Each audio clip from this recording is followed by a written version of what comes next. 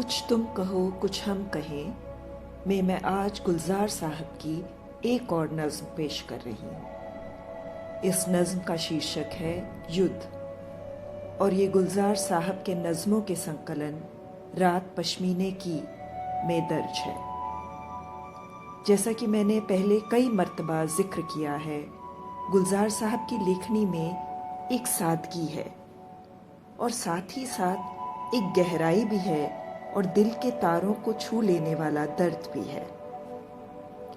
इस नज्म में गुलजार साहब की लेखनी एक खिड़की के चौरस कोनों पर अटक जाती है, पर यह खिड़की एक आम खिड़की नहीं है। ये अस्पताल की खिड़की है जिसके इस पार है वह शख्स जो मौत और बीमारी से जूझ रहा है, युद्ध कर रहा है, और उस पार है जीवन के बदलते मंजर, कभी दिन कभी रात। तो आइए सुनते हैं गुलजार साहब की नज्म युद्ध। दीवार के बीचों बीच जड़ी एक चौरस खिड़की, चौरस एक आकाश का टुकड़ा थाम के बैठी रहती है। दीवार के बीचों बीच जड़ी एक चौरस खिड़की, चौरस एक आकाश का टुकड़ा थाम के बैठी रहती है। इतने से आकाश के सीमी पर्दे पर दिन और रात के कितने मंजर आते हैं और जाते हैं।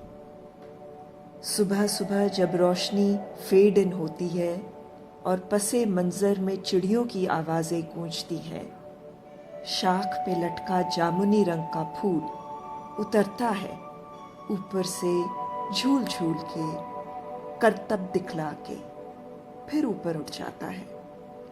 और कभी उस शाख पे एक बादामी चिड़िया फूल के साथ नजर आती है पर्दे पर। दोनों में कुछ है, लगता है ब्याहे ब्याहे से लगते हैं।